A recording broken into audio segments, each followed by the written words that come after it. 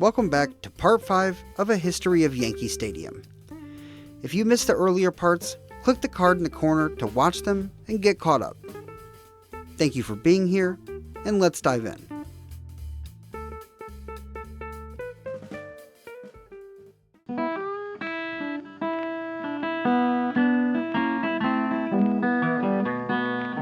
By the early 1950s, Yankee Stadium was no longer just the house that Ruth built. It was the center of the baseball world. The Yankees were the kings, and the stadium, their castle. The house that Ruth built was now entering the age of Mickey Mantle. On their backs of their second three-peat and looking to replicate the four-peat of the late 1930s, the team, led by their young stars Mickey Mantle and Yogi Berra, got back to work. Over 1.6 million fans filled Yankee Stadium that summer as the Yankees won 95 games and claimed a fourth straight pennant by just 2 games over the Indians. Waiting for them in the Fall Classic again were their crosstown rival Dodgers. Ebbets Field was the site of the first 2 games on October 1st and 2nd. The Dodgers took Game 1, and the Yankees evened it up, winning Game 2. The 3 games in the Bronx swung wildly between the teams, with the Dodgers snagging Games 3 and 5, while the Yankees took the 4th affair. As the series shifted back to Brooklyn, the Yankees found themselves with their backs against the wall, on the verge of falling short of the history they desired. They held on for dear life in Game 6, disappointing the Dodger faithful with a tight 3-2 win. Game 7 played out on October 7th. The Yankees pitching staff allowed just 2 runs, while the offense scored in 4 different innings to take the game 4-2 and rip the heart right out of the Dodgers and their fans.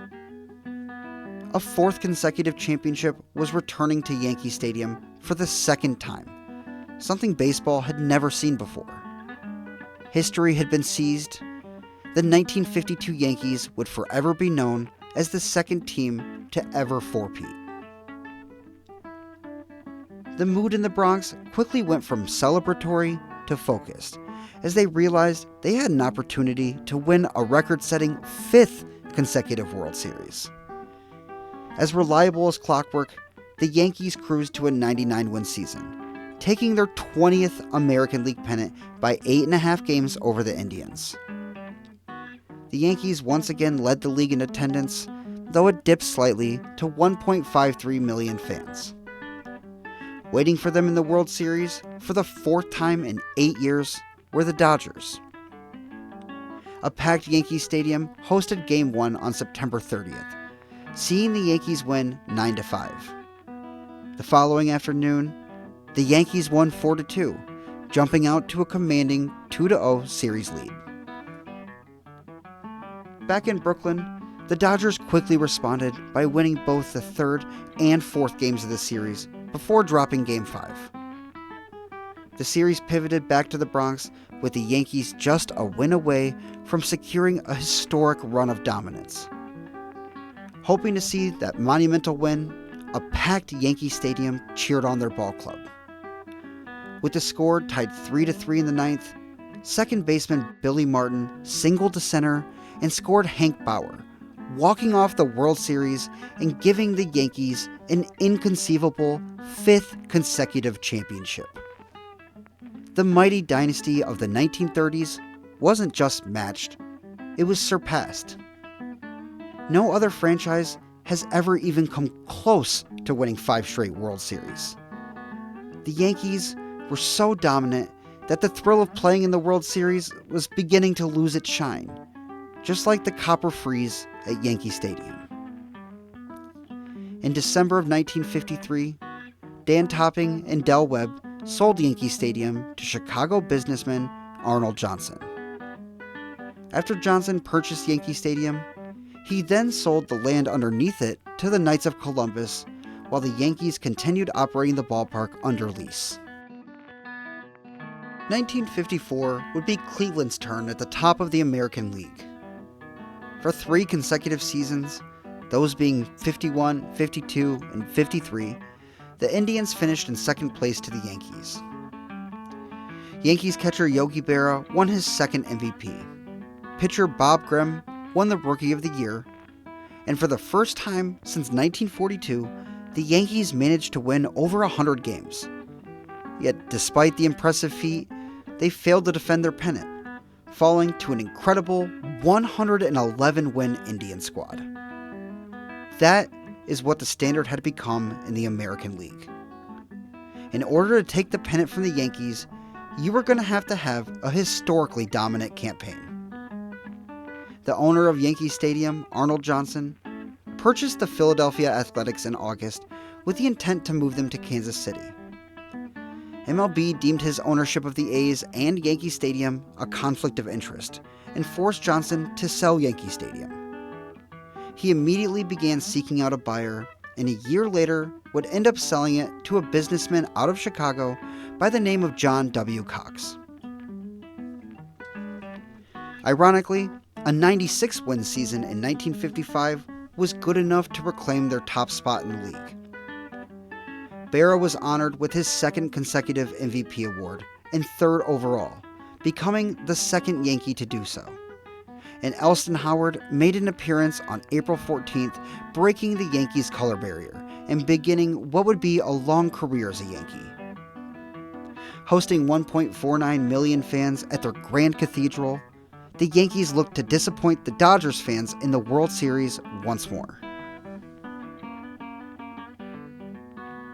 Yankee Stadium was the hosting ballpark, seeing Yankees wins in the first two games before the series moved back to Brooklyn, where it flipped on its head. The Dodgers won all three of their home games to shove the Yankees into a corner, down 3-2 as they traveled back to the Bronx.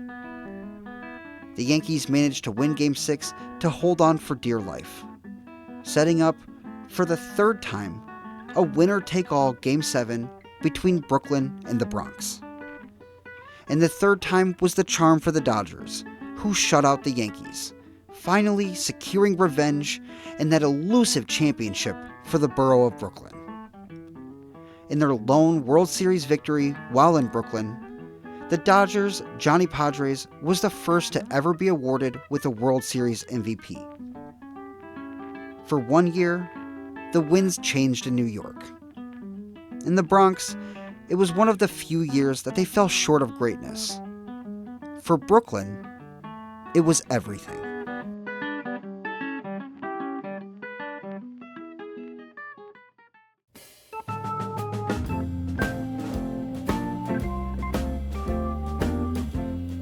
The heartbreak of falling short to the Dodgers stuck with the men in pinstripes.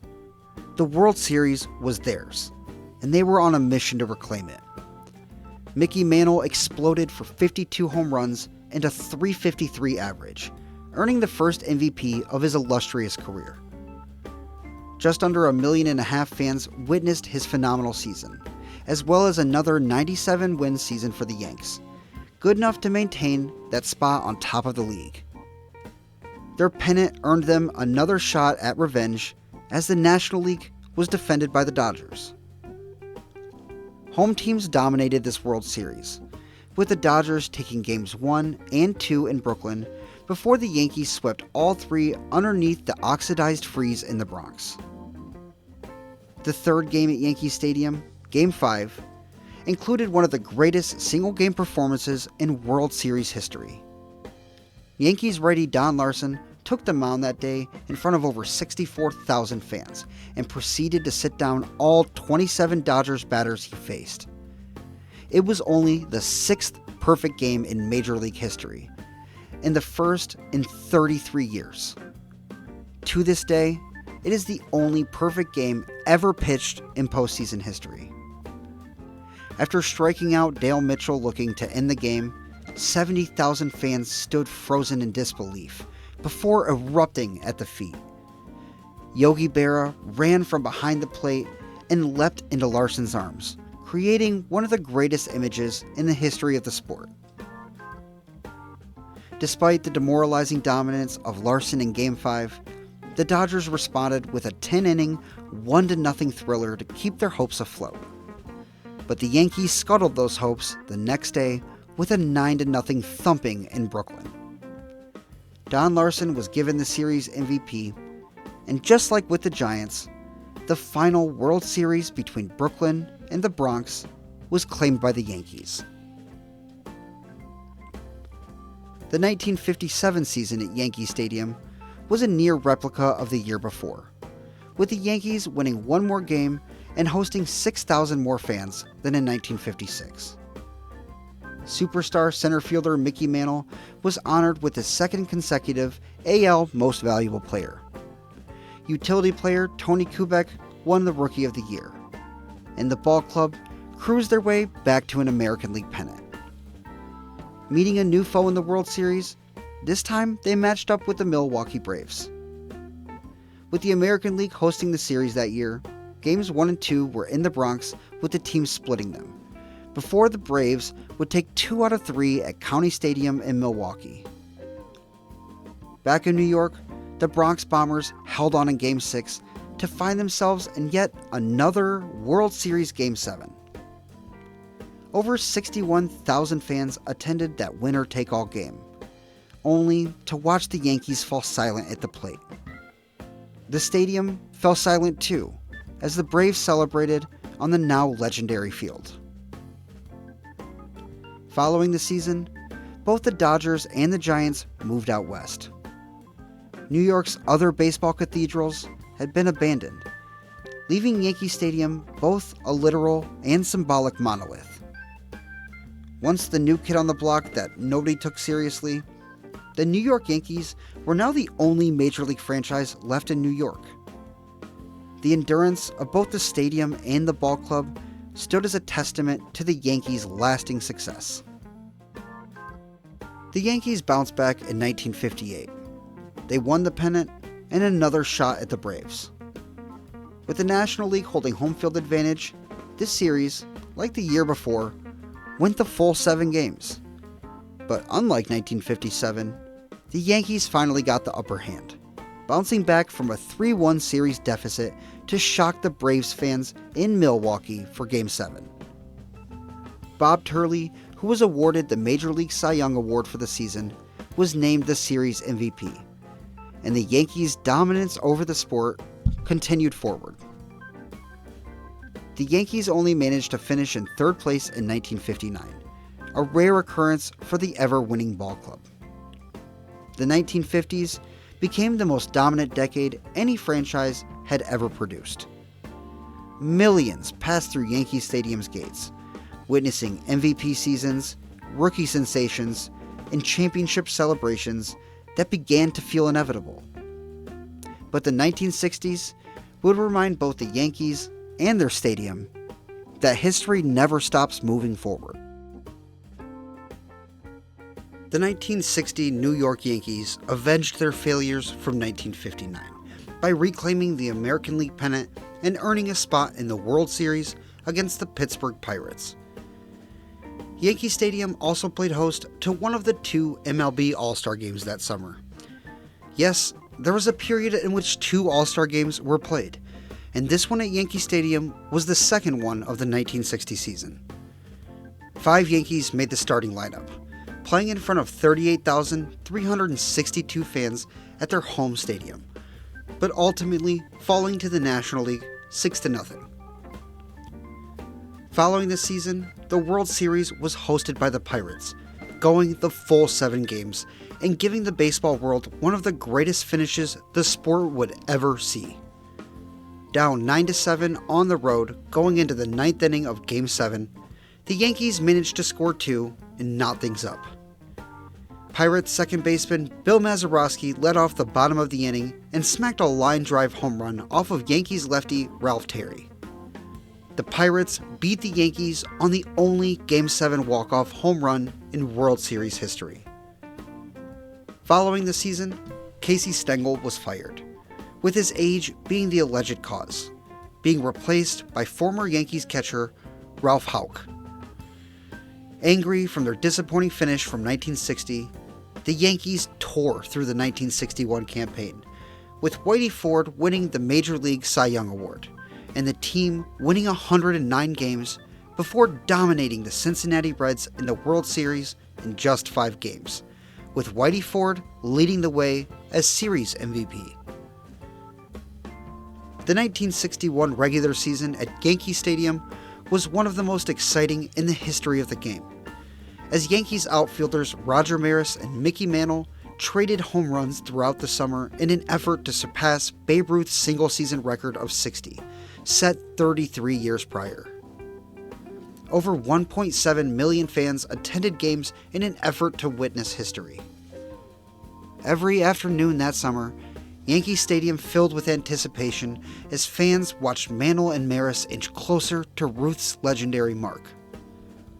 In the first season, with a 162-game schedule, Maris pulled away from Mantle and hit number 61 in the final game of the season, winning the American League MVP for his efforts. Once the stage for Ruth's mythic 59 and 60 home run seasons, Yankee Stadium was once again the host of a historic home run chase. Another dominant season ensued in 1962, culminating in 104 wins, a Rookie of the Year for shortstop Tom Tresh, a third MVP for superstar Mickey Mantle, and another American League pennant, earning the Yankees a crack at their old rivals, the Giants, now based in San Francisco. This series ended up being a classic, with the Yankees taking Game 1 and the two teams proceeding to trade wins for the duration of the series. It all culminated in a 1-0 pitchers duel in San Francisco, ending with second baseman Bobby Richardson barely snagging a line drive from Willie McCovey with runners on second and third. A dramatic end to a rivalry renewed, culminating with the Yankees celebrating their franchise's 20th World Series championship.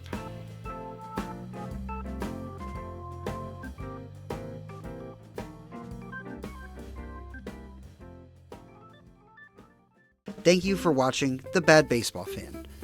If you enjoyed this deep dive into the origins of Yankee Stadium, consider subscribing and join me for part 6.